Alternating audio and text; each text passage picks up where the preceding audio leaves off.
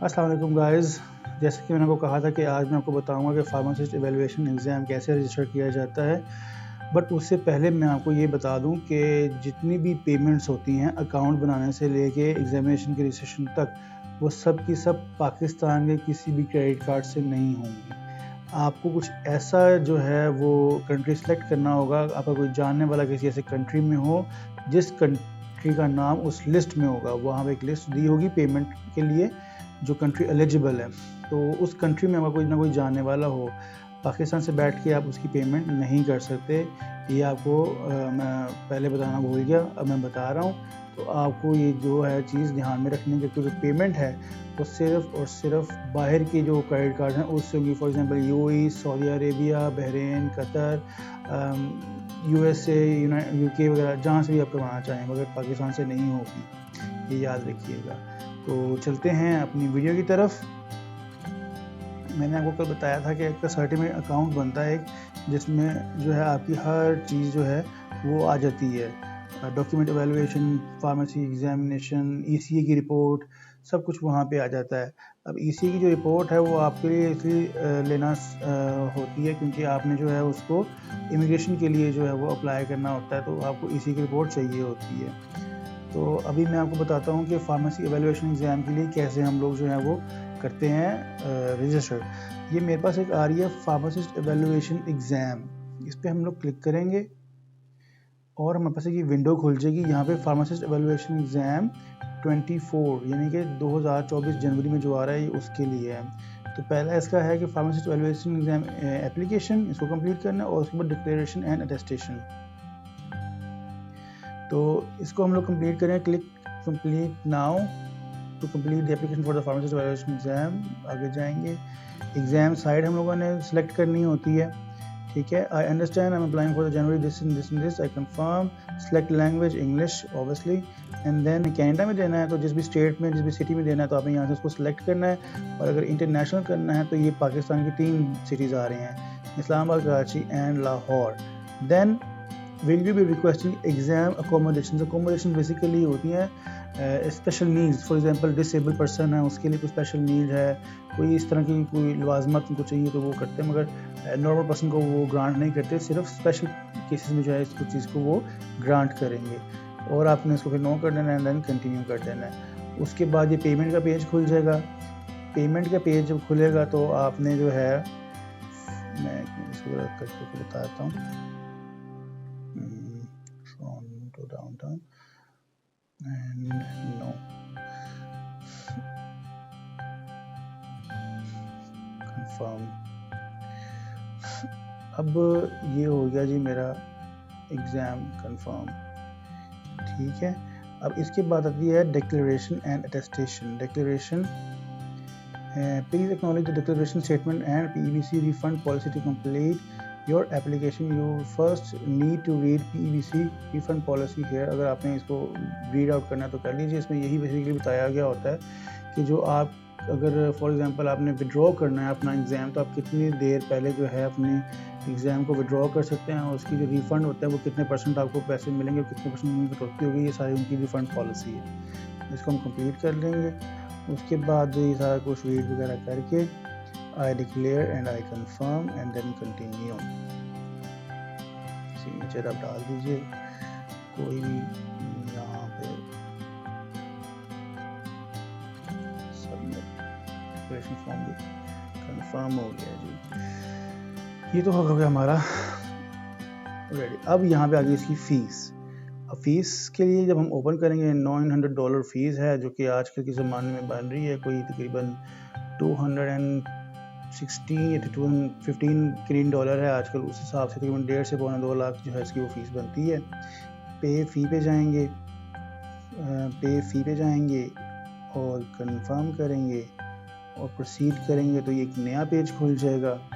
जब एक नया पेज खुलेगा तो हमने यहाँ पे सारा कार्ड का holder name and all that सब कुछ डालना है।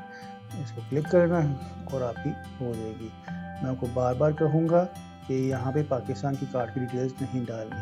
अगर आप डालना चाहते हैं आप एक दफ़ा डाल लीजिए, मगर वो डिक्लाइन हो जाएंगी, एक्सेप्ट नहीं करेंगी। तो ये होगी हमारी इवैल्यूएशन एग्ज़ाम की जो है रजिस्ट्रेशन।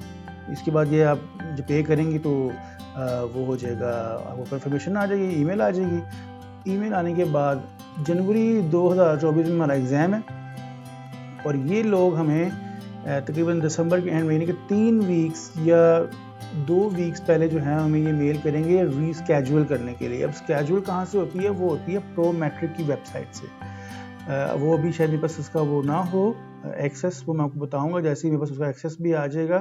प्रोमेट्रिक एग्ज़ाम की साइट पे जाते हैं, वहाँ पे ये लिंक देते हैं, वहाँ पे जाके लिंक में जाना है। सेम ऐसे ही वो सब कुछ खोलते हैं और आपको बताते हैं कि इस सिटी में इस टाइम पे सीट अवेलेबल है और आप जो है वो वहाँ से स्केड्यूल कर लेते हैं। आपने टाइमिंग का बहुत ध्यान रखना है।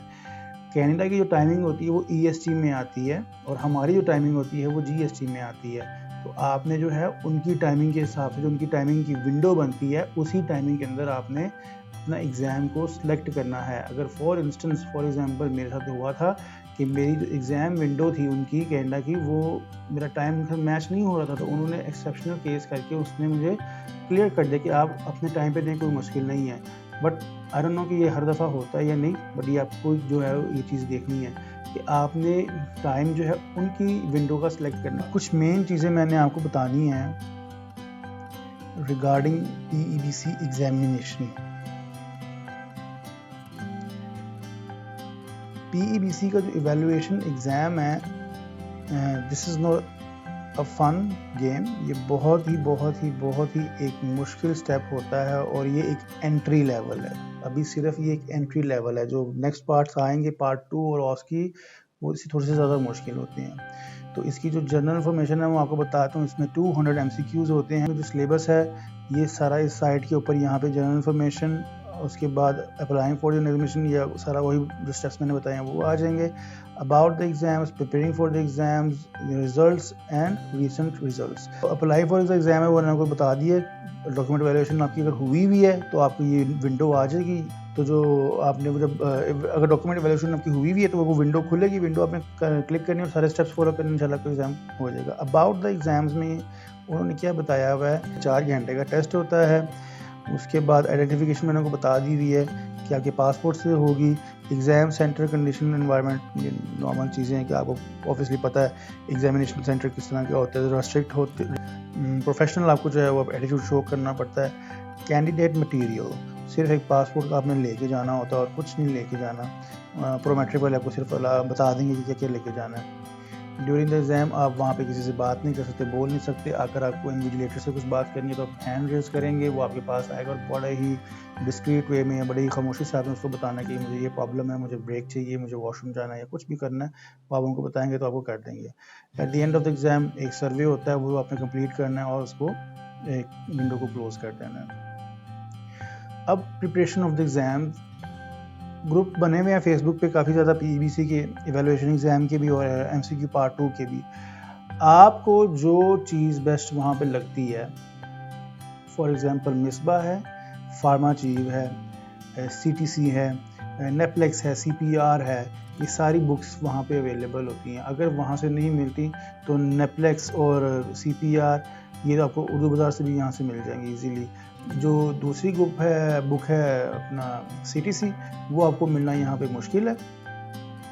वो आप ऑनलाइन परचेज़ भी कर सकते हैं और या किसी से ऑनलाइन उसको आप ले भी सकते हैं। मिसबा बुक जो है वो सारा कंसाइज मटेरियल है, उसमें 100 चैप्टर्स बनाए हुए हैं स्टेप वाइज कि कितना मटेरियल कितने में से आना है, उसने सब कुछ बताया हुआ है। वो भी एक अच्छी सोर्स है, बकर सिर्फ उस पर अपने जो है वो रिलाई नहीं करना, आपने और भी जो है वो मटेरियल जो है वो इस्तेमाल करना है। फार्माचीव जो है वो भी बहुत आसान, उन्होंने बड़ा ही कंसाइज करके 3 महीने में वो तैयारी करवाते हैं। मगर मेरे बहुत ऐसे जानने वाले हैं जो फार्माची कोर्स उन्होंने लिया था, आई गेस $1200 का वो कोर्स होता है 3 मंथ्स का। उसके लेने के बावजूद वो जो थे वो अनफॉर्चुनेटली एग्ज़ाम को क्लियर नहीं कर पाए थे। तो आपने सिर्फ एक चीज़ पर नहीं रहना, एक बड़ी सी अच्छी बुक पकड़ ले, CPR है, नेपलेक्स है, CTC है, उसके साथ मिसबा और फार्माची, ये 2 कोर्सेज होते हैं, ये आप इनसे कोई भी आप ले सकते हैं। थोरोली ईच एंड एवरीथिंग आपने स्टडी करनी है। मैं आपको बताता हूँ स्टडी मटेरियल इनका कैसा होता है। तो हम इस पर जाएंगे ब्लूप्रिंट में, इसका जो ब्लूप्रिंट हमारे पास आ जाएगा ये। बायोमेडिकल साइंसेस 15% इसमें से आता है। बायोकेमिस्ट्री है, genome and molecular biology, physiology, functional anatomy, immunology और मेडिकल माइक्रोबायोलॉजी। 15% पोर्शन इसमें से आता है। 15% का मतलब क्या है कि कम से कम 30 MCQ इसमें से आएंगे। फार्मास्यूटिकल साइंसेस सबसे खतरनाक, मेडिसिनल केमिस्ट्री, फार्माकोलॉजी, टॉक्सिकोलॉजी, ये जो है pharmacokinetics, pharmaceutics and regulatory systems, ये जो है आपकी इसमें 25% आपका जो है वो क्वेश्चन आंसर्स आएंगे। मींस तकरीबन 50 MCQ इसमें से आएंगे। 80 हो गए। उसके बाद 100 सवाल आपके आएंगे फार्मेसी प्रैक्टिस में से। इसमें क्लिनिकल साइंसेस यानी कि पैथोफिजियोलॉजी, क्लिनिकल बायोकेमिस्ट्री, फार्माकोथेरेप्यूटिक्स वगैरह, ये सारी जो है इसमें आ जाती है। इसमें डिजीज़, उसके लिए ड्रग्स, उसकी interactions, contraindications, warnings, each and everything एक ड्रग की और एक स्पेसिफिक डिजीज़ की आ सकती है। अब फॉर एग्जांपल मैं आपको अपनी एग्जांपल देता हूँ कि मुझे ना मैक्सिमम जो क्वेश्चंस आए थे वो एंटी डिप्रेसेंट में से आए थे। उन्होंने एक हर बंदे को अलग क्वेश्चनर देना होता है, यानी कि हर कैंडिडेट का सेम एग्ज़ाम नहीं आता, हर बंदे का एग्ज़ाम अलग होता है, इंडिविजुअल एग्ज़ाम आता है। तो किसी को हाइपरटेंशन में से आ जाएगा, किसी को एंटी डिप्रेशन में से आ जाएगा, मिक्स भी आ सकता है, मगर मुझे ज़्यादातर जो था वो एंटी डिप्रेशन में से आया था। तो मैक्सिमम क्वेश्चन उनके एंटी डिप्रेशन से ही थे। तो इस तरह से आपने जो है इनको तैयारी इसकी करनी है।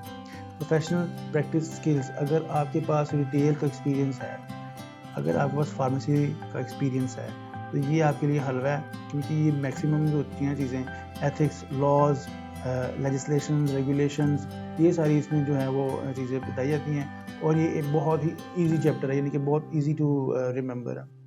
Social behaviour and administrative sciences, ये भी कोई ख़ास वो नहीं है कि आपने मैनेज कैसे करना है। ऑब्वियसली स्टॉक लेवल कैसे मेंटेन करना है, हेल्थ केयर कैसे काम करता है आपका, ये सारी चीज़ें इसमें पूछी हुई हैं और इसमें ख़ास कुछ भी नहीं है, मगर छोड़ना नहीं है आपने। ठीक है जी। उसके बाद हमारे पास जो है आप इस पे एग्ज़ाम डिज़ाइन एंड स्टाइल भी देख सकते हैं, डेमो ट्यूटोरियल भी देख सकते हैं, सैम्पल क्वेश्चंस। अगर मैं सैम्पल क्वेश्चंस आपको यहाँ से दिखाऊं तो आप कहेंगे ये तो हमने कभी पढ़ा ही नहीं है। पढ़ा होगा, बस इंसान को याद नहीं रहता। मैं आपको दिखाता हूँ। For instance, folic acid has tetrahydrofolate coenzyme activity which is based on the dash ring। हाँ जी, बताएं, which of the following releases enkephalins। ये है कि आपकी उसमें से है एनाटमी में से, फंक्शनल एनाटमी। ये beta carotene is a precursor of biochemistry. ये मॉलिक्यूलर बायोलॉजी। उसके बाद ये भी तो कैलकुलेशंस के भी मुझे कुछ क्वेश्चंस आए थे और उसमें उन्होंने मुझसे बस यही पूछा था कि एक क्वेश्चन था बायोफार्मास्यूटिक्स का, उसके साथ में वो फार्मूला भी दिया होता है जो बायोफार्मास्यूटिक्स के होते हैं। बाकी जो होते हैं फार्मास्यूटिकल क्वेश्चन आंसर्स जो होते हैं, कैलकुलेशंस जो होती हैं कि डोज छोटी बड़ी कैसे करनी है, बल्क में पड़ी है तो उसको डिवाइड डोज में कैसे कन्वर्ट करना है, ऑल दैट। ये इसके 4-5 के तरह के क्वेश्चंस आए थे। वेट के हिसाब से कैसे अपनी डोज एडजस्ट करनी है, ऑल दैट। तो ये इतना कोई वो ख़ास रॉकेट साइंस नहीं है, एक दफ़ा गो थ्रू करें तो आपको आ जाएगी, मगर आपने उसको छोड़ना नहीं है। तो ये थी आज की हमारी वीडियो। बाकी इंशाल्लाह कल मैं आपको बताऊंगा कि अगर आपने कनाडा जाके एग्ज़ाम देना है तो उसके लिए क्या रिक्वायरमेंट्स हैं, कैसे वीज़ा अप्लाई करना है। ऑनलाइन वीज़ा सब कुछ अप्लाई होता है, किसी एजेंट के थ्रू नहीं हो सकता है, मगर ज़रूरत नहीं है आपको करने की, आप खुद करें। तो बाकी इंशाल्लाह मैं कल आपको बताऊंगा इसके बारे में कि कनाडा का वीज़ा कैसे अप्लाई करते हैं। और विज़िट वीज़ा ऑब्वियसली हम अप्लाई करेंगे और विज़िट वीज़ा पे वहाँ जाके एग्ज़ाम दें। अगर आपको वहाँ जॉब मिल गई तो आप जॉब भी यानी कि ले सकते हैं और उसको विज़िट वीज़ा को कन्वर्ट करवा सकते हैं आपका वर्क परमिट में। तो तब तक के लिए अल्लाह हाफ़िज़, अपना ख्याल रखिएगा। Thank you very much.